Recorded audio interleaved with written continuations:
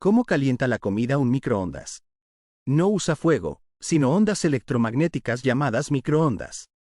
Estas ondas hacen que las moléculas de agua de la comida vibren. Cuando se mueven más rápido, generan fricción, y ese movimiento se convierte en calor. Por eso los alimentos se calientan de adentro hacia afuera.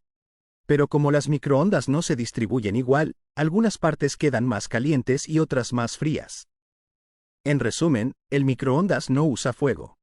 Hace bailar las moléculas.